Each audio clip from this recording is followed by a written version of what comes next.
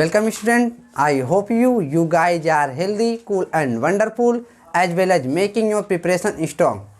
Now today we can start linear algebra. This is a part of BSc part 1 mathematics and this is important for all the university in which linear algebra courses involve.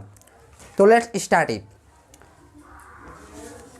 जैसा कि आप अपने screen पर देख सकते हैं, linear algebra का जो कोर्स है वो BSc maths first year first semester के लिए है। ठीक है, तो ये सभी मैथमेटिक्स के स्टूडेंट के लिए इम्पॉर्टेंट है जिसमें लीनियर अलजेब्रा का कोर्स इन्वॉल्व है।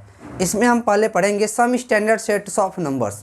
ओके, मैं आशा करता हूँ आप पहले सेट थ्योरी पढ़ चुके होंगे। ठीक है, अगर आप नहीं पढ़ें तो उससे कृपया एक बार रिवीजन कर लें। ठीक है ना, तो आइए देखते हैं। तो हम देख सकते हैं some standard set of number, जैसा कि आप अपने स्क्रीन पर देख सकते हैं। तो पहला आपका जो आता है सेट ऑफ नेचुरल नंबर्स। ठीक है ना, अपने स्क्रीन पर आप देख सकते हैं सेट ऑफ नेचुरल नंबर्स। ठीक है, तो सेट ऑफ नेचुरल नंबर आप देख सकते हैं, इसे हम किससे डिनोट करते हैं? कैपिटल एन के द्वारा। ठीक है ना, इसे हम कैपिटल एन के द्वारा डिनोट करते हैं, जैसा कि अपने स्क्रीन पर देख सकते हैं। इसका जो शुरुआती होता है 1 से शुरू होता है, 1 2 3 4 5 6 एंड सो ऑन। ये सभी नंबर क्या कहलाते हैं? सेट ऑफ नेचुरल नंबर बोले जाते हैं। ठीक है, और जो सेट ऑफ नेचुरल नंबर होता है उसे काउंटिंग नंबर के नाम से भी हम जानते हैं। यहाँ से आप देख सकते हैं ना कि इन case of set of natural number में आपको स्मॉलेस्ट एलिमेंट मिलता है। ठीक है ना, स्मॉलेस्ट एलिमेंट आपको 1 मिलता है ना, 1 बिलोंग टू n। कहने का मतलब पूरे सेट ऑफ नेचुरल नंबर में एक नंबर ऐसा आपको एग्जिस्ट कर रहा है जो पूरे सेट ऑफ नेचुरल नंबर में से छोटा है। ठीक है ना, समझ में आ रहा है? इसलिए क्या कह देंगे? The smallest number exist in the set of natural number is 1। इसी चीज़ को भी हम आगे लिखे होंगे। ठीक है ना, और यहाँ पर आप देख सकते हैं कि इन the case of set of natural number ऐसा कोई एग्जिस्ट नंबर नहीं कर रहा है जो सबसे बड़ा हो। ठीक है ना, यहाँ पर आप देख सकते हैं अगर आप कहेंगे 100 बड़ा है तो 101 भी आपका आ जाएगा, 101 भी n में आएगा। मैं आशा करता है बात समझ रहे होंगे आप। ठीक है ना, 101 इसमें नेचुरल नंबर में आएगा। ठीक है ना, यहाँ से ये बात स्पष्ट रूप से संभव हो जाता है कि इन the case of set of natural number में कोई ग्रेटेस्ट एलिमेंट एग्जिस्ट नहीं करता है। ठीक है ना, अब आइए देखते हैं set of whole numbers. Set of whole numbers का जो शुरुआत होता है बेसिकली 0 के साथ सेट ऑफ नेचुरल नंबर को ऐड कर देते हैं। यहाँ पर जैसा कि अपने स्क्रीन पर देख सकते हैं सेट ऑफ नेचुरल नंबर जो होता है 1 2 3 4 5 6 हो गया एंड सो ऑन, ऐसे चलता जाता है। ठीक है ना, इसमें बहुत सारे नंबर होते हैं और सेट ऑफ होल नंबर जो होता है उसे W से प्रदर्शित कर, जैसा कि स्क्रीन पर आप देख सकते हैं। इसमें 0 1 2 3 4 5 6 एंड सो ऑन ऐसे चलता जाएगा। और ये इसको हम इन the case of in the set के फॉर्म में कैसे लिखेंगे? Set of 0 union n। ठीक है ना, सेट ऑफ 0 यूनियन n आप एक चीज सेट में पढ़ चुके होंगे, मैं आशा करता हूँ बात समझ रहे होंगे। ठीक है ना, बस यहाँ से आप देखेंगे ना सेट ऑफ होल नंबर के केस में आपको स्मॉलेस्ट एलिमेंट 0 मिल जाएगा। ठीक है ना, 0 मिल जाएगा W में। आपको समझ में आ रहा है बात? यहाँ आपको W मिल जाएगा स्मॉलेस्ट एलिमेंट, लेकिन यहाँ भी आपको कोई ग्रेटेस्ट एलिमेंट नहीं मिलेगा। ठीक है ना, तो आप देखते हैं set of integer numbers. Set of integer number क्या होता है? यहाँ पर देखो, यहाँ पहले आपका 0 आता है बीच में, 0 के राइट साइड में 1 2 3 4 5 6 एंड सो ऑन ऐसे चलता जाता है, और 0 के लेफ्ट साइड में -1 -2 -3 -4 एंड सो ऑन ये चीज़ चलता जाता है। मैं आशा करता हूँ बात समझ रहे होंगे। ठीक है ना, तो यहाँ पर आप देख सकते हैं ना 1 2 3 4 5 6 एंड 7 एंड सो ऑन, इसे बोला जाता है सेट ऑफ पॉजिटिव इंटीजर। इसे हम डिनोट करते हैं Z+ से। ठीक है ना, इसे आप यहाँ से देख सकते हैं -1 -2 -3 एंड सो ऑन, इसे हम डिनोट करते हैं सेट ऑफ निगेटिव इंटीजर से। ठीक है ना, मैं आशा करता हूँ बात समझ। इसे डिनोट करते हैं Z- से, इसे Z+ से डिनोट करते हैं, इसे Z- से डिनोट करते हैं। ठीक है ना, लेकिन यहाँ पर एक चीज़ और आता है 0। 0 के क्या कहते हैं? 0 ना तो आपको पॉजिटिव होता है ना तो निगेटिव होता है, मतलब 0 is neither positive not negative, that is 0 is neutral integer. Okay, मैं आशा करता हूँ बात समझ रहे होंगे। ये चीज़ हमने आगे लिखा होगा। आइए देखते हैं नेक्स्ट। और यहाँ से आप एक चीज़ और निष्कर्ष निकालते हैं, जो सेट ऑफ इंटीजर नंबर होता है ना, यहाँ तो ना आपको स्मॉलेस्ट एलिमेंट मिलता है ना तो ग्रेटेस्ट एलिमेंट मिलता है। ठीक है, सॉरी, यहाँ पर आप देख सकते हैं। ठीक है, इस बात से हम यहाँ निष्कर्ष निकाल सकते हैं in case of set of integer number के केस में ना तो आपको स्मॉलेस्ट एलिमेंट मिलता है ना तो ग्रेटेस्ट एलिमेंट मिलता है। आइए देखते हैं नेक्स्ट। तो यहाँ पर आप जरा ध्यान दीजिएगा, हमने ये चीज़ लिखा हुआ है। यहाँ पर आप देख सकते हैं Z+ या I+, ये बेसिकली जो जेड लिखा है ना, ये जेड प्लस ऐसे लिखा हुआ है, ये आई प्लस, ठीक है ना, ये ऐसे ही लिखा हुआ है, यही चीज़ है यहाँ पर। यहाँ पर आप देख सकते हैं सेट ऑफ पॉजिटिव इंटीजर्स जो आपका है 1 2 3 4 5 एंड सो ऑन, यही बेसिकली क्या होता है, यही सेट ऑफ नेचुरल नंबर होता है, इसे यानी कहते हैं। यहाँ से आप कह सकते हैं कि जो सेट ऑफ नेचुरल नंबर होता है वही क्या होता है, सेट ऑफ पॉजिटिव इंटीजर होता है, ठीक है ना। यानी आप जो सेट ऑफ नेचुरल नंबर कहते हैं, इसी का एक दूसरा नाम क्या होता है, सेट ऑफ पॉजिटिव इंटीजर, दोनों का सेंस एक ही है, ठीक है। और यहाँ पर आप देख सकते हैं नीचे जो हमने लिखा है जेड माइनस या आई माइनस, ये क्या है, जेड माइनस मतलब सेट ऑफ निगेटिव इंटीजर, या से इसको आई माइनस से भी नोट करते हैं, सेट ऑफ निगेटिव इंटीजर, दोनों का सेंस एक ही है। तो यहाँ पर से क्या होता है, सेट ऑफ निगेटिव इंटीजर, ये क्या होता है, -1 -2 -3 -4 and -5 and so on. Clear, यहाँ से आप निष्कर्ष निकाल सकते हैं। यहाँ पर आप देख सकते हैं ना, सेट ऑफ निगेटिव इंटीजर में, ठीक है, ग्रेटेस्ट एलिमेंट एग्जिस्ट कर रहा है, कहने का मतलब -1 कर रहा है, -1 बिलोंग टू किस में कर रहा है, जेड माइनस में, ठीक है ना। कहने का मतलब in the set of negative integers the greatest element exist but there is no smallest element exist. यहाँ से आप देख सकते हैं in case of negative integer के केस में -1 ऐसा एलिमेंट है जो अन्य सभी नंबरों से बड़ा होगा, ठीक है ना। यहाँ तक तो बात समझ रहे होंगे, ठीक है। अब आइए देखते हैं, यहाँ पर एक हमने ये चीज़ पहले ही बता दिया है, zero is neither positive not negative, जैसा कि अपनी स्क्रीन पर देख सकते हैं, that is zero is neutral integer, ठीक है। अब यहाँ पर देखिए एक वर्ड आता है आपके पूरे मैथमेटिक्स में, जब आगे पढ़ेंगे आप, इसमें एक चीज़ आता है set of non negative integers and set of non positive integers. जब भी आएगा ना set of non negative integer का मतलब यही हुआ, निगेटिव नहीं लेना है, बाकी सारे इंटीजर होंगे। इंटीजर में 3 चीज़ें होती हैं, क्या, पॉजिटिव इंटीजर, निगेटिव इंटीजर और न्यूट्रल इंटीजर। हमने कहा है नॉन निगेटिव, सिर्फ निगेटिव नहीं लेना है, यानी जेड माइनस नहीं लेना, बाकी सब लेना है। करने का मतलब सेट ऑफ जीरो का सिंगलटन सेट यूनियन एन, या इसको हम जेड प्लस भी लिख सकते हैं, यही क्या होता है, डब्लू। समझ में आया। तो यहाँ से क्या कहते हैं, set of non negative integer जब भी बात करेगा ना, तो आप क्या समझ लेंगे, सेट ऑफ होल नंबर की बात कर रहा है, ठीक है ना। इसको हमने इस फॉर्मेट में लिख दिया है। यहाँ पर देख सकते हैं set of non positive integer की मतलब हमें पॉजिटिव नहीं लेना है, निगेटिव ले सकते हैं, ठीक है ना। तो यहाँ पर जीरो सिंगलटन जीरो का जो सेट होगा यूनियन ले लेंगे जेड माइनस का, यही जेड माइनस ऐसे ही लिखा हुआ है यहाँ पर, ठीक है ना। Set of negative integers, okay. मैं आशा करता हूँ बात समझ रहे होंगे। जो set of non positive integer के केस में कहेगा तो हम ऐसा लिखेंगे, ठीक है, क्लियर। तो आइए इसको थोड़ा इरेज करते हैं, फिर नेक्स्ट पे चलते हैं। मैं आशा करता हूँ बात समझ रहे होंगे आप। बेसिकली आपका ये बेसिक ही है, इसके बाद हम पढ़ेंगे इसके आगे की बाइनरी ऑपरेशन वगैरह के बारे में, ठीक है ना। तो यहाँ पर आप देख सकते हैं some important facts regarding set of natural whole and integer numbers. हमने इसी फैक्ट को लिखा होगा जैसा कि अभी हमने आपको बताया है। तो आइए देखते हैं उसको। तो यहाँ पर आप देख सकते हैं ना, हमने देखो लिखा है द स्मॉलेस्ट एलिमेंट, यहाँ पर देखिए अपने स्क्रीन पर, यहाँ से आप देख सकते हैं the smallest element exist in case of set of natural number is 1। अभी हमने बताया इसको, ठीक है ना। नेचुरल नंबर क्या होता है, 1 2 3 4 5 6 एंड सो ऑन, ठीक है। तो in the case of set of natural number smallest element exist करता है, but there is no greatest element exist in case of set of natural number. कहने का मतलब सेट ऑफ नेचुरल नंबर में कोई जो ग्रेटेस्ट एलिमेंट एग्जिस्ट इसमें नहीं करता है, ठीक है ना। ये चीज़ हमने यहाँ पर लिखा हुआ है। ये देखिए यहाँ पर आया है जो वेल ऑर्डरिंग प्रिंसिपल होता है और प्रिंसिपल ऑफ मैथमेटिकल इंडक्शन जो होता है आपका, is totally based on the set of natural number. ये जो आपका प्रिंसिपल ऑफ मैथमेटिकल इंडक्शन है और वेल ऑर्डरिंग प्रिंसिपल है, इसी चीज़ को आपको बना करके दिया गया है, ठीक है ना। इसी पे बेस्ड होता है सेट ऑफ नेचुरल नंबर पर ही, ठीक है ना। अब यहाँ पर देखिए हमने इस चीज़ को बता दिया है according to well ordering principle. Well ordering principle क्या कहता है, every non empty subset of natural numbers have a smallest element. Clear, ये क्या कर रहा है, एवरी नॉन एम्प्टी का मतलब उसमें कोई एटलीस्ट 1 एलिमेंट एग्जिस्ट करे, ठीक है ना। आप इस चीज़ सेट में पढ़े होंगे, लेकिन इस प्रिंसिपल को नहीं पढ़े होंगे। According to well ordering principle every non empty subset of natural numbers have a smallest element. आइए देखते हैं इस एक एग्जाम्पल के माध्यम से, एक काउंटर एग्जाम्पल लेते हैं हम। एन क्या होता है आपका, 1 2 3 4 एंड सो ऑन, ऐसे चलता जाएगा ना। ये चीज़ चलता जाएगा। इसी का हम एक नॉन एम्प्टी सेट लेते हैं, क्या, ए लेते हैं। क्या लेते हैं, इसमें आप कोई भी आर्बिट्ररी एलिमेंट चूज कर लीजिए। यहाँ पर ले लेते हैं हम 3 4 5, ठीक है ना। ये किसका सबसेट है, ये सबसेट है आपका, बेसिकली सबसेट का चिन्ह नहीं होता है, सेट ऑफ नेचुरल नंबर का। अब यहाँ से आप देख सकते हैं क्या है, एक ऐसा है, ये नॉन एम्प्टी है, this is not equal to 5, है ना। This is not equal to 5। आपका जो ए है 5 नहीं है, नॉन एम्प्टी हो गया ना, तो ए नॉन एम्प्टी सेट हो गया। यहाँ पर देख सकते हैं ए में 3 4 5 3 4 एंड 5 एग्जिस्ट कर रहा है। यहाँ पर देख रहे हैं ना, इसका स्मॉलेस्ट एलिमेंट क्या है 3, जो ए में आ रहा है। यहाँ से इस बात को हम कह सकते हैं, ठीक है ना। मैं आशा करता हूँ आप ये बात समझ गए होंगे। आप कोई भी नॉन एम्प्टी सबसेट लेंगे ना नेचुरल नंबर का, उसका आपको स्मॉलेस्ट एलिमेंट कन्फर्म मिलेगा। क्लियर।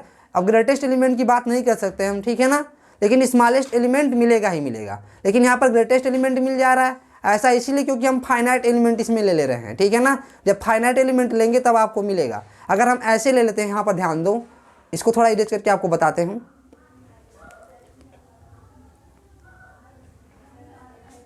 ये जो वेल ऑर्डरिंग प्रिंसिपल है इस बात की गारंटी देता है, अगर आप कोई भी नॉन एम्प्टी सबसेट लेंगे ना, कोई भी एनी, आपको स्मॉलेस्ट एलिमेंट हमेशा मिलेगा, ठीक है ना। अब देखो कैसे, अगर हम लेते हैं एन, एन क्या होता है अभी जानते हैं, अभी जाने हम लेते हैं कोई ए, एक ऐसा ले लेते हैं, क्या लेते हैं, set of even natural number. Even natural number क्या हो गया 2 4 6 8 एंड सो ऑन। यहाँ से आप देख सकते हैं ना, यहाँ से देख सकते हैं 2 स्मॉलेस्ट एलिमेंट मिल रहा है, जैसा कि वेल ऑर्डरिंग प्रिंसिपल कर रहा है। 2 बिलोंग टू ए हो रहा है, और ये क्या है, ये सबसेट है एन का, और ये क्या है, ए नॉट इक्वल टू 5 है, this is not equal to 5। Non empty तो नहीं है, कम से कम इसमें एक एलिमेंट से तो अधिक एग्जिस्ट कर रहे हैं, ठीक है ना। 2 तो ए में मिल रहा है, लेकिन इसमें ग्रेटेस्ट एलिमेंट नहीं मिल रहा है। क्लियर। अब मैं आशा करता हूँ बात समझ रहे होंगे। 2 is smallest element belonging to A, but there is no element exist which is greatest element of A, but this is also a subset of N, so that well ordering principle satisfied. Now be able to say that theorems, इस principle को तो हम कह सकते हैं ना। तो according to well ordering principle every non empty subset of natural number have a smallest element. Okay, I hope you got my point. तो इसको इरेज करते हैं। ये आपके लिए सिर्फ बेसिकली यही चीज़ है, आपको अच्छे से स्टडी करना है इसके बारे में, ठीक है ना। तो आइए देखते हैं नेक्स्ट टॉपिक।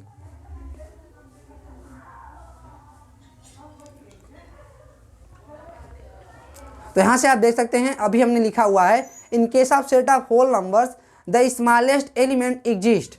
यहाँ पर क्या कर रहा है, the smallest element exist. Set of whole number क्या होता है, 0 1 2 3 4 5 and 6 and so on. Okay, यहाँ पर देख सकते हैं 0 बिलोंग टू W करता है, 0 बिलोंग टू W करता है ना, लेकिन इसमें जो ये ग्रेटेस्ट एलिमेंट होगा वो तो नहीं एग्जिस्ट करेगा। और सारे एलिमेंट इससे क्या होते हैं, बड़े होते हैं 0 से, तो सो डैट क्या हो जाएगा, 0 क्या हो जाएगा, इसका स्मॉलेस्ट एलिमेंट हो जाएगा। क्लियर, ठीक है ना। तो यहाँ पर क्या कर सकते हैं हम, यहाँ से आपको क्या हो जाएगा 0, यहाँ पर एलिमेंट एग्जिस्ट करेगा, जो स्मॉलेस्ट एलिमेंट होगा वो 0 होगा, but there is no greatest element exist in case of set of whole numbers. Okay, ऐसा करता हूँ बात समझ रहे होंगे।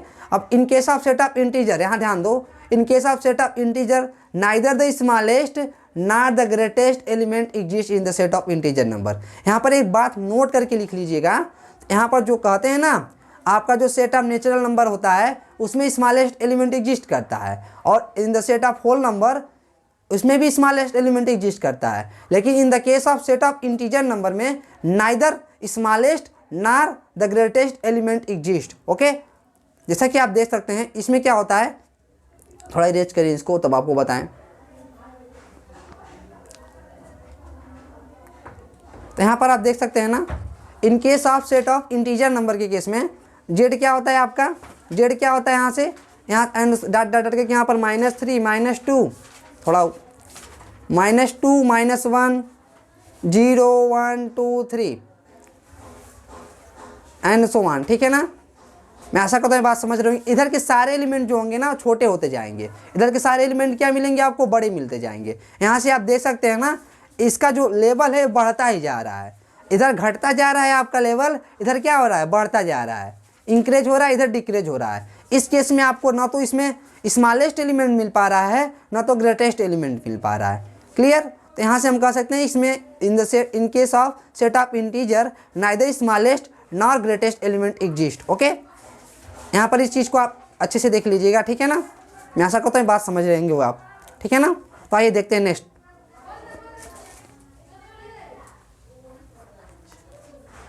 यहाँ पर आप देख सकते हैं को प्राइम इंटीजर्स क्या होता है। अभी अभी अभी हमने पढ़ेंगे को प्राइम इंटीजर। हम इसीलिए पढ़ रहे हैं क्योंकि हमें बेसिकली समझना है what is rational numbers. Okay, तो इसी चीज़ को हम इसीलिए पढ़ रहे हैं। जैसा कि अपने स्क्रीन पर देख सकते हैं, the pair of two integers a and b, the pair of two integers a and b said to be coprime integers if HCF of a b is equal to 1। कहने का मतलब जो HCF होगा उन दोनों नंबरों का वो 1 होगा। जैसा कि यहाँ पर आप देख सकते हैं, coprime integers are generally denoted in pair as A comma B. जैसा कि आप यहाँ देख सकते हैं, हम को प्राइम इंटीजर को बेसिकली इसी प्रकार से डिनोट करेंगे। ओके, तो जैसे कि एग्जांपल हमने लिया है, देखिए 1, 2, 2, 3, 5, 7, 9, 11, 16, 29, 101, 103 एटसेट्रा। ऐसे बहुत सारे नंबर ले सकते हैं। यहाँ पर लेकिन एक स्टार्टिंग में हमने यहाँ पर देखिए नोट लिखा हुआ है, बहुत प्यारा सा कॉन्सेप्ट है। यहाँ पर लिखा हुआ है क्या, the pair of two consecutive integer. Consecutive का मतलब क्रमशः, मतलब लगातार, दो लगातार इंटीजर्स। ठीक है, जैसे कि एक के बाद क्या आएगा 2, 8 के बाद क्या 8 लेंगे तो उसके बाद क्या आएगा 9, 9 लेंगे 9 के बाद क्या आएगा 10, 11 लेंगे तो उसके बाद क्या आएगा 12। इसी प्रकार के जो नंबर लेंगे उसको पेयर में कर देंगे, वो क्या बन जाएगा, को प्राइम इंटीजर बन जाएगा। जैसे कि हमने यहाँ पर समझाया हुआ है, देखो the pair of two consecutive integers are coprime integers. Okay, यहाँ आप कोई भी दो को कॉन्जिक्यूटिव इंटीजर चूज कर लेंगे ना, उसको पेयर के फॉर्म में लिख देंगे, वो क्या बन जाएगा, को प्राइम इंटीजर। जैसा कि यहाँ पर देखो 1, 2, 1 लिया, फिर 2 ले लिया, 2 लिया, फिर 3 ले लिया, 3 लिया तो 4 ले लिया, 4 लिया तो 5 ले लिया, 12 लिया 13 ले लिए, 18 लिया 19 ले लिया, 13 ले लिया 44 ले लिया। कहने का मतलब अगर इसको हम मैथमेटिकल फॉर्म में लिखें ना, तो कहने का मतलब इसको ऐसे भी लिख सकते हैं, a + 1 is always coprime integer for every a belong to z के लिए। ठीक है ना, इसी चीज़ को हम मैथमेटिकल फॉर्म में लिखती हैं। ये चीज़ स्टैंड करता है क्या, फॉर एवरी, क्या करता है, दिस इम्प्लाई डेट a कहाँ से आएगा, z से, और a + 1 कैसा होगा, हमेशा को प्राइम इंटीजर होगा। Okay, I hope you got my point. तो आइए देखते हैं नेक्स्ट। ओके, तो यहाँ पर देखिए एक क्या होता है, को ट्रिपलेट इंटीजर्स। हमने अभी पीछे पढ़ा है को प्राइम इंटीजर्स। इसमें क्या होता है, पेयर लेते हैं 2 नंबरों का, और को ट्रिपलेट इंटीजर में क्या करते हैं, 3 नंबरों का, 3 इंटीजर का क्या करते हैं, ऐसे ही इसको ब्रैकेट के फॉर्म में लिख लेते हैं। ओके, तो यहाँ पर क्या करते हैं, 3 integers a, b and c are said to be co-triplet integer if HCF of a, b, c is equal to 1। जैसा कि अपनी स्क्रीन पर देख सकते हैं। Okay, and co-triplet integer are generally denoted as in bracket form a, b, c। Okay, मैं आशा करता हूँ ये बात समझ रहे होंगे। अब यहाँ पर एग्जाम्पल में देखो क्या हो रहा है। एग्जाम्पल में हमने जैसे कि बताया है, ठीक है ना, एग्जाम्पल में क्या है आपका, एग्जाम्पल में देखो 3, 4, 5, यहाँ पर देख लीजिए 5, 12, 13, 8, 15, 17, 2, 3, 4, 8, 9, 13 एटसेट्रा। ओके, तो यहाँ से आप देख सकते हैं, अगर आपसे कोई पूछेगा what is co triplet integers, तो हम क्या कहेंगे, 3 integers a, b and c are said to be co triplet integers if HCF of a, b, c is equal to 1। Okay, ठीक है ना, तो यहाँ पर आप देख सकते हैं। अब यहाँ पर नोट करके अभी हमने लिखा है 3 कॉन्जिक्यूटिव इंटीजर आर को ट्रिपलेट इंटीजर्स। आप कोई भी 3 कॉन्जिक्यूटिव इंटीजर ले लेंगे ना, वो हमेशा क्या होगा, को ट्रिपलेट इंटीजर ही होगा, जैसा कि आप अपनी स्क्रीन पर देख सकते हैं। ओके, तो यहाँ पर आप अपनी स्क्रीन पर इस चीज़ को देख सकते हैं, तो यहाँ पर देख सकते हैं ना, ठीक है। और तो यहाँ पर देखिए आप कोई भी 3 कॉन्जिक्यूटिव इंटीजर ले लेंगे ना, तो ये क्या बन जाएगा, को ट्रिपलेट इंटीजर बन जाएगा, जैसा कि अपनी स्क्रीन पर देख सकते हैं। जैसे कि 1, 2, 3, 2, 3, 4, 3, 4, 5। आप आर्बिट्ररी कोई भी नंबर चूज करो, ठीक है ना, कोई भी नंबर चूज करो। मान लो आपने चूज कर लिया 500, तो 500 ले लो, लगातार 3 कॉन्जिक्यूटिव ले लो, 501 और 502। ये सब क्या हो जाएगा आपका, एक को ट्रिपलेट नंबर हो जाएगा। बेसिकली ये 5 लिखा हुआ है, ठीक है ना, 501, 500, 501, 502। ऐसे आप कोई भी इंटीजर चूज कर लेंगे ना, उसके आगे के 2 इंटीजर को लिख देंगे इस फॉर्म में, वो क्या बन जाएगा, को ट्रिपलेट इंटीजर बन जाएगा। ठीक है ना, अब ऐसे ही 2 कॉन्जिक्यूटिव इंटीजर ले लेंगे, ऐसे लिख देंगे, वो क्या बन जाएगा, को प्राइम इंटीजर बन जाएगा। मैं आशा करता हूँ बात समझ रहे होंगे। चलिए देखते हैं नेक्स्ट टॉपिक। तो यहाँ पर आप देखिए, यहाँ पर आप देख सकते हैं ना, सेट ऑफ रेशनल नंबर, ये क्या होता है। अब यहाँ पर देखो, यहाँ एक अच्छी सी चीज़ लिखा हुआ है। Basically set of rational number में बहुत सारे नंबर होते हैं, ठीक है ना। यहाँ से हम इस चीज़ को देख सकते हैं क्या, सेट ऑफ जो रेशनल नंबर होगा आपका, उसे हम किसे रिप्रेजेंट करेंगे, कैपिटल क्यू के द्वारा। जैसे इस स्क्रीन पर आप देख सकते हैं, ठीक है ना। तो क्यू कैसे होगा, एक्स सच डैट, इसे क्या पढ़ा जाता है, X such that X is equal to P by Q where Q not equal to 0 and P Q are coprime integers. अभी हमने बताया को प्राइम इंटीजर्स क्या होते हैं, ठीक है ना। को प्राइम इंटीजर ऐसे तो इंटीजर होते हैं जिसका एचसीएफ क्या हो, 1 हो। क्लियर। तो यहाँ पर इस चीज़ को हम इस फॉर्मेट में भी लिख सकते हैं, R X is equal to Q is equal to X such that X is equal to P by Q where P belongs to Z and Q belongs to N, ठीक है ना। अब यहाँ पर ध्यान दो, हमने क्यू नॉट इक्वल टू 0 को एलिमिनेट करने के लिए एन को ले लिया, क्योंकि एन में 0 आता नहीं है, तो एन में से कोई आर्बिट्ररी एलिमेंट चूज कर लेंगे। क्लियर। जैसे कि एग्जांपल मैंने लिया है 2 3 5/7 20/22/7। ओके, यहाँ पर ध्यान से देखो, यहाँ पर थोड़ा समझाने का आपको प्रयास करते हैं। 2 है ना, तो 2 को हम इस फॉर्मेट में लिख सकते हैं 2/1। क्लियर। यहाँ से p क्या मिल गया आपको, p मिल गया 2 और q मिल गया क्या 1, ठीक है ना।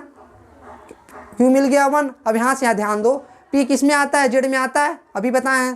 Positive set of positive integer में उसमें भी होता है और इंटीजर्स में भी होगा, ठीक है ना। तो ये आपका 2 होता है, जेड में भी आएगा। यहाँ से आप देख सकते हैं ना, यहाँ जो p बराबर 2 आपका है, ठीक है, ये किस में आ रहा है, जेड में आ रहा है। क्लियर। यहाँ से आप देख सकते हैं q बराबर जो 1 है ना, 1 this is not equal to 0, ठीक है ना, this is not equal to 0। ये भी क्या हो रहा है, जे इंटीजर है ना। यहाँ पर आप देख सकते हैं 2 और 1 का एचसीएफ क्या हो रहा है, 1 हो रहा है, अतः क्या हो गया, P Q are coprime integer हो गया। बेसिकली इन सभी चीज़ को आप लेकर देख सकते हैं ऐसे ही, ठीक है।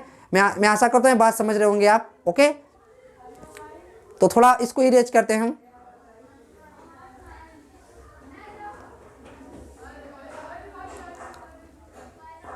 ठीक है। अब यहाँ पर ध्यान दो, अभी हमने बताया ना, इस चीज़ को आप करके देख सकते हैं ऐसा। अब यहाँ पर देखो एन भी ले लिया हमने, और नीचे वाला पार्ट हमेशा एन में आने वाला है। क्लियर। नीचे वाला जो पार्ट होगा क्यू, वो हमेशा एन में आएगा आपका, क्योंकि वह क्या होगा, 0 नहीं होने वाला है। क्लियर, ठीक है ना। ऐसे भी इस चीज़ को हम लिख सकते हैं, ये फॉर्मेट दोनों ही सही हैं, ठीक है ना। ऐसे आपको देखने को मिलेगा, अगर स्टैंडर्ड बुक पढ़ेंगी इसको भी देखने को मिलेगा आपको। ओके, तो यहाँ पर देखिए एक क्या होता है, अब set of irrational number. Set of irrational number क्या होता है, the number which is not rational number is known as a set of irrational number. Okay, तो सेट ऑफ इरेशनल नंबर को देखिए यहाँ पर कैसे डिनोट करते हैं, आई आर से, ठीक है ना। बेसिकली आई को हम सेट ऑफ इंटीजर नंबर से डिनोट कर दिए हैं, इसीलिए हमने क्या ले लिया है, सेट ऑफ इरेशनल नंबर को डिनोट करने के लिए आई आर ले लिया। ओके, यहाँ पर क्या होगा, X such that X does not belong to Q. इसको हम थोड़ा मैथमेटिकल फॉर्म में लिखना चाहें तो इसको ऐसे भी लिख सकते हैं हम। थोड़ा पहले इसको इरेज करें, थोड़ा इसको इरेज करें हम आपको तब बताते हैं। अगर इसको हम मैथमेटिकल फॉर्म में लिखना चाहें ना, तो कैसे लिख सकते हैं इसको, यहाँ हमने जो लिखा हुआ है ना, अभी यहाँ हमने जो लिखा हुआ है, ये जो आई आर जो है ना, X such that does not belong to Q, हम इसको ऐसे भी लिख सकते हैं, X such that X does not belong to Q, ठीक है ना।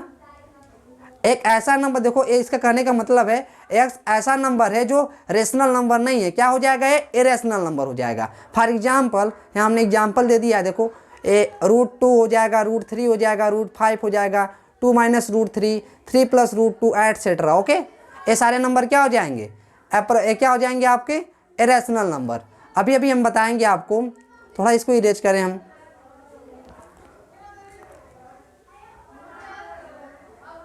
यहाँ पर आप देख सकते हैं ना, हमने यहाँ पर पाई लिखा हुआ, पाई को कैसे लिखते हैं, पाई को कुछ ऐसे लिखा जाता है, ठीक है ना। Pi is an irrational number. Okay, मैं आशा करता हूँ बात समझ रहे होंगे। क्यों है इरेशनल नंबर, यहाँ चेक करो, पाई क्या होता है, 22/7 होता है ना इसका वैल्यू, आप ये अप्रोक्सीमेट वैल्यू होता है। क्लियर, जो पाई का जो वैल्यू होता है ना, अप्रोक्सीमेट वैल्यू होता है। 22/7 इसको लिखते हैं 22/7 या 3.14, ये अप्रोक्सीमेट वैल्यू लेते हैं। पाई की जो एक्चुअल वैल्यू होती है अभी दशमलव के प्लेस तक ऐसे चलती जाती है। ओके, क्योंकि पाई कैसा होता है, इरेशनल नंबर होता है। इरेशनल नंबर कैसे नंबर होते हैं, non terminating non repeating decimal number, anti NRD form में इसे लिखते हैं, ठीक है ना, non terminating non repeating decimal number. Okay, इसको कि इसको यहाँ पर देखो दशमलव की इसको हम बार के फॉर्म में नहीं लिख पाते हैं ना, तो क्या होता है, इस चीज़ को ऐसे ही लिखते हैं, तो इसको हम क्या करते हैं, इतना तो लिखेंगे नहीं, इसलिए अप्रोक्सीमेट वैल्यू ले लेते हैं इसका। क्लियर, तो यही कारण है, जो पाई क्या है आपका इरेशनल नंबर है। पाई की एक्चुअल वैल्यू 22/7 नहीं है, 22/7 है ना। यहाँ पर ध्यान दीजिएगा इस बात को, ये कॉम्पिटिटिव एग्जाम में भी पूछा जाता है, 20/2/7 this is belong to Q.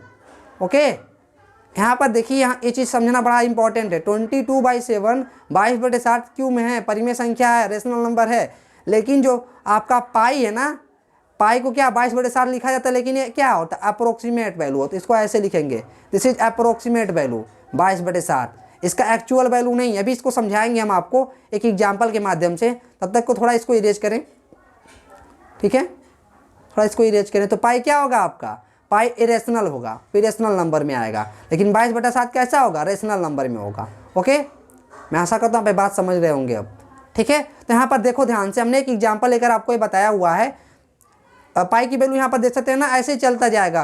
अभी यहाँ जो हमारे एस रामानुजन थे ना, इन्होंने पाई की जो वैल्यू है इसकी 1 लाख डेसिमल प्लेस तक की इसकी वैल्यू को खोजा था, और भी इसके वैल्यू आगे बढ़ते जाएंगे, ठीक है ना। इसलिए हम पाई के एक्चुअल वैल्यू को तो लिख नहीं पाएंगे, ठीक है। इसी प्रकार इसलिए हम क्या कर लेते हैं, पाई का अप्रोक्सीमेट वैल्यू ले लेते हैं 3.14 या 22/7, लेकिन वो अप्रोक्सीमेट वैल्यू होता है। क्लियर। यहाँ पर आप एक एग्जाम्पल के माध्यम से हम आपको समझाने का प्रयास कर रहे हैं कि देखो यहाँ पर √2 कैसा होता है, √2 क्या होता है, इरेशनल नंबर होता है। आप अप्रोक्सीमेट वैल्यू ले लेते हैं 1.414। क्लियर, 1.414 ले लेते हैं। जैसे कि आप थोड़ा रूट का मतलब समझो, अगर यहाँ पर √4 है ना, तो इसकी वैल्यू क्या आती है, +-2 करके आती है, +-2 करके आता है आपका वैल्यू, ठीक है ना। तो कहने का मतलब अगर 2 का स्क्वायर करोगे तब भी 4 आ जाएगा, और -2 का स्क्वायर करेंगे तब भी हमारा 4 आ जाएगा, ठीक है ना। अगर आप यहाँ पर वैल्यू ले रहे हो, मान लो अप्रोक्सीमेट वैल्यू नहीं है, √2 के बराबर है 1.414, तो 1.414 को 2 बार मल्टीप्लाई करेंगे हम, तो यह आना चाहिए ना 2 के बराबर। जैसे कि आप मल्टीप्लाई करेंगे ना 1.414 का 2 बार, यहाँ पर क्या आएगा वैल्यू 1.999, जैसे कि अपनी स्क्रीन पर देख सकते हैं 396। ये 2 के तो बराबर है नहीं। क्लियर। तो कहने का मतलब 2 से कुछ कम ही है, तो ये क्या हो गया आपका, इसीलिए इसको क्या कहते हैं, अप्रोक्सीमेट वैल्यू ले लेते हैं। कहने का मतलब जो भी आपका अपरिमेय संख्या इरेशनल नंबर होता है ना, इरेशनल इंटीजर होता है, उसका हम अप्रोक्सीमेट वैल्यू ही लेते हैं। Clear. I hope you got my point. ये चीज़ आप समझ गए होंगे अब, हम क्यों पाई को कैसे कहते हैं, परिमेय संख्या नहीं है, यह इरेशनल नंबर है, रेशनल नंबर नहीं है, यही कारण है इसके अंदर। ओके, तो आइए देखते हैं नेक्स्ट।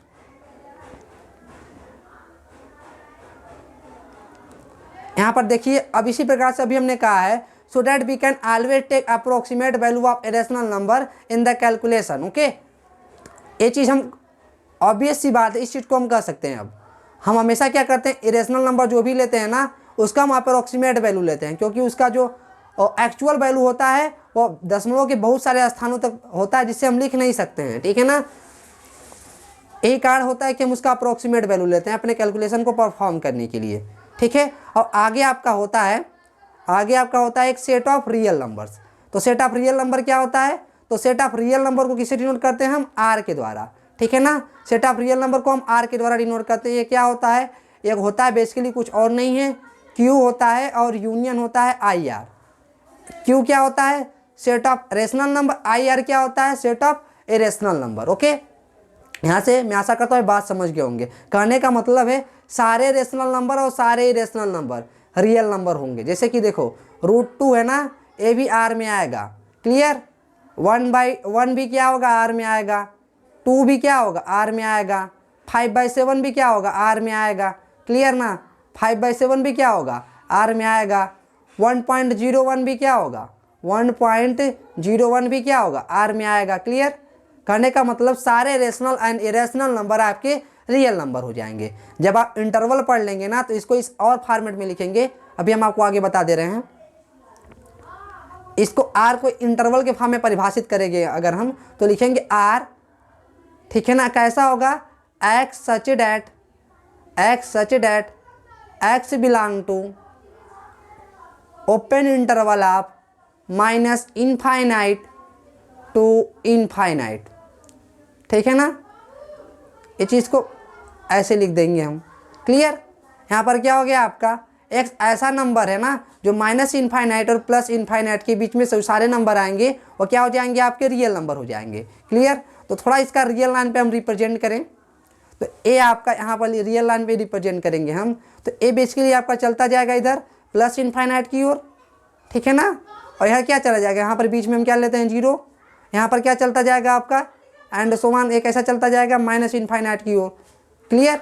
इसके जो सारे बीच के नंबर होते हैं ना, ये सब क्या होते हैं, रियल नंबर होते हैं। क्लियर, ये सारे नंबर क्या होते हैं, रियल नंबर हो जाते हैं। इसके लाइन में बहुत सारे नंबर एग्जिस्ट करेंगे। क्लियर, मैं आशा करता हूँ बात समझ रहे होंगे आप। यहाँ पर आप ये चीज़ देख सकते हैं ना, ये चीज़ आर को कहते हैं पूरा कंप्लीट है। ओके, आर कैसा है, कंप्लीट है। यहाँ पर आप देख सकते हैं सारे लाइन, इसके बीच के सारे नंबर यहाँ पर एग्जिस्ट कर रहे हैं। लेकिन थोड़ा आगे थोड़ा आपको समझाते हैं हम आपको।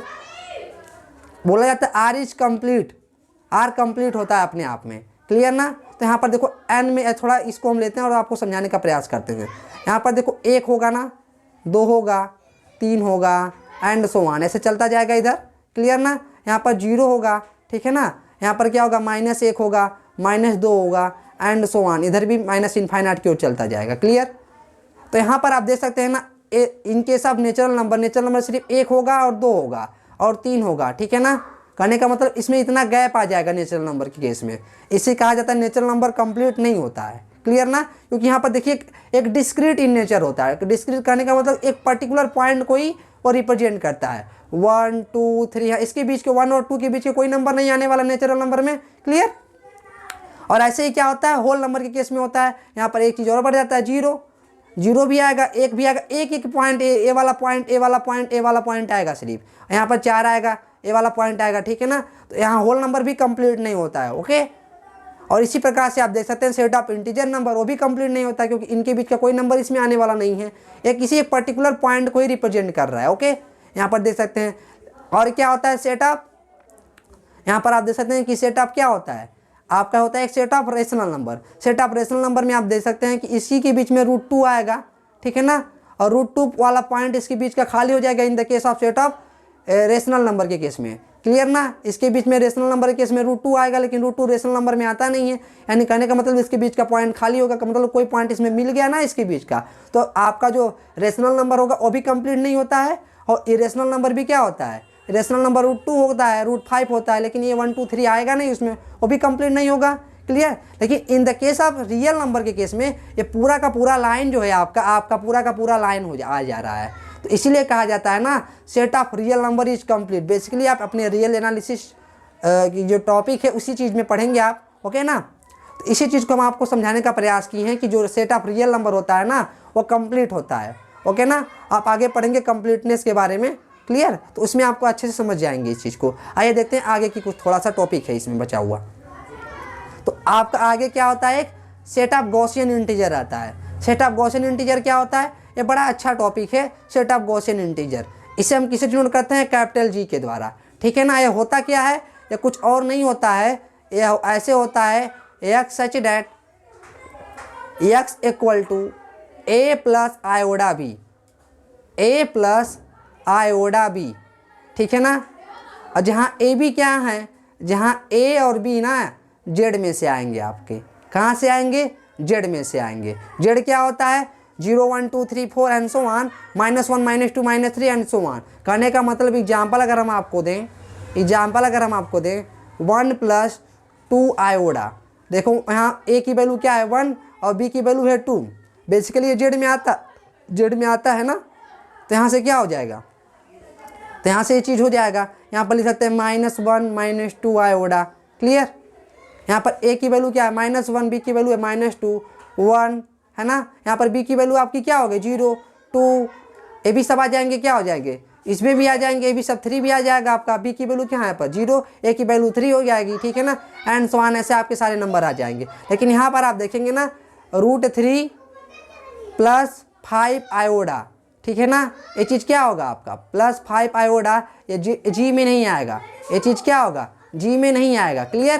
क्यों नहीं आएगा कि √3 इसमें जेड में नहीं आता है। क्लियर। अब मैं आशा करता हूँ बात समझ रहे होंगे, ठीक है ना।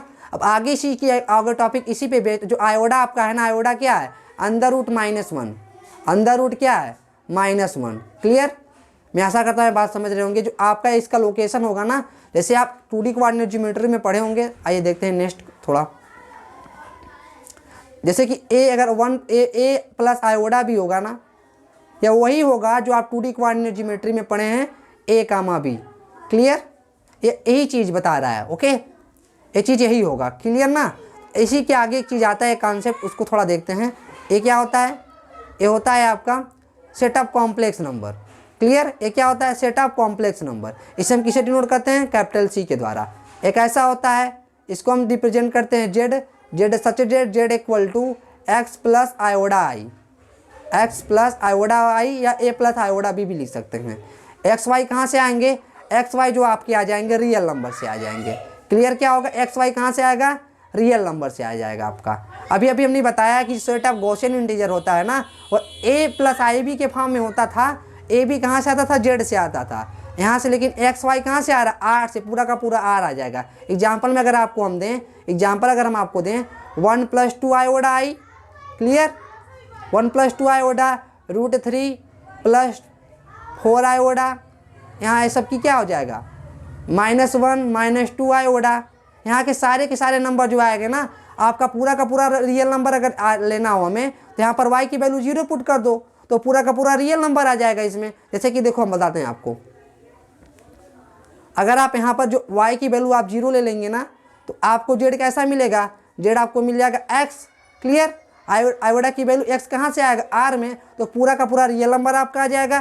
ठीक है ना, मैं आशा करता हूँ बात समझ रहे होंगे। तो ये क्या बन जाएगा आपका, ये आपका पूरा रियल नंबर बन जाएगा, जनरेट हो जाएगा। क्लियर। तो यहाँ से हम एक चीज़, जैसा कि हमने पीछे पढ़ा है, इस चीज़ के एक निष्कर्ष निकाल सकते हैं ना। इस चीज़ के ये बड़ा इंपॉर्टेंट चीज़, इस चीज़ को आप देखिएगा। पहले हमने क्या पढ़ा, set of natural number. Natural number किस में आ जाता है, ये कंटेन कर लेता है किस में, ये आपका कंटेन हो जाता है इसमें डब्लू में, और डब्लू किस में कंटेन हो जाता है, जेड में, और जेड किस में कंटेन हो जाता है आपका, क्यू में। क्लियर।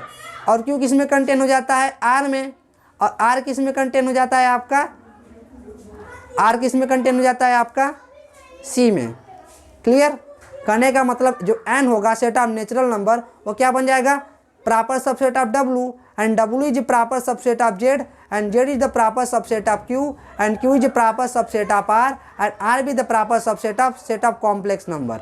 ओके, मैं आशा करता हूँ बात समझ रहे होंगे। यहाँ से हम एक चीज़ कह सकते हैं ना, जो पूरा का पूरा नेचुरल नंबर होगा ना, कॉम्प्लेक्स नंबर होगा।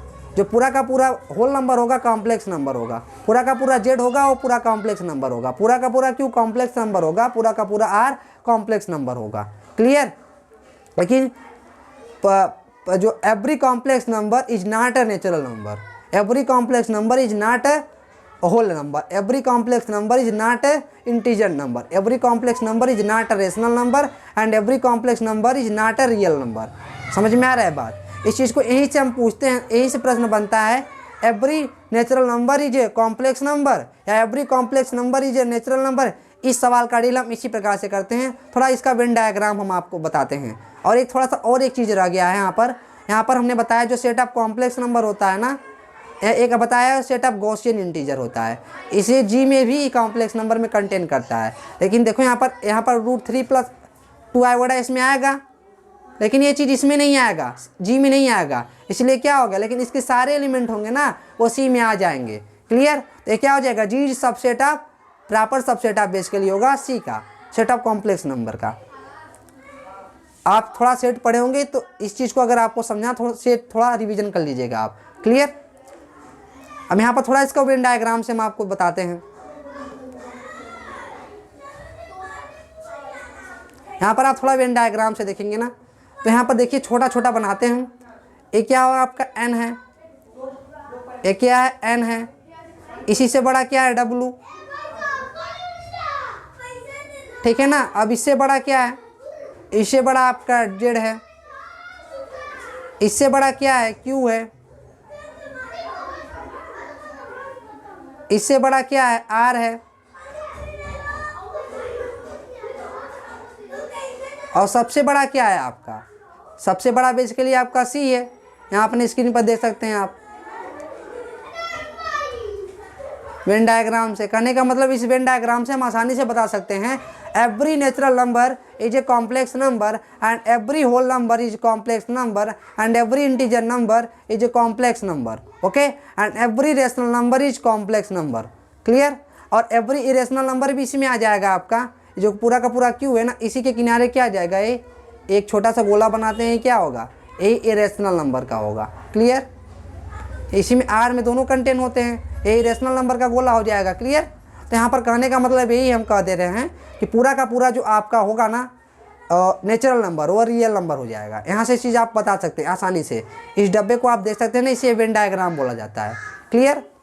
इस चीज़ को आप देख लेंगे अच्छे से। तो हम नेक्स्ट लेक्चर में देखेंगे बाइनरी ऑपरेशन। जो बाइनरी ऑपरेशन होगा इसी some standard set of number पर ही आधारित होगा। ओके, अब उसके बाद हम देखेंगे आपका जो क्या होता है, मोनैड क्या होता है, सब ग्रुप क्या होता है, सेमी ग्रुप क्या होता है। क्लियर? ग्रुप क्या होता है, बेलियन ग्रुप क्या होता है, रिंग क्या होता है, फील्ड क्या होता है, इंटीग्रल डोमेन क्या होता है, ये सारे कॉन्सेप्ट हम आगे पढ़ेंगे। मैं आशा करता हूँ बात समझ रहे होंगे। तब तक के लिए धन्यवाद। मिलते हैं नेक्स्ट वीडियो में नए कॉन्सेप्ट के साथ। तब तक की तैयारी करते रहिए, इसे रिवीजन करते रहिए। Thank you. जय हिंद।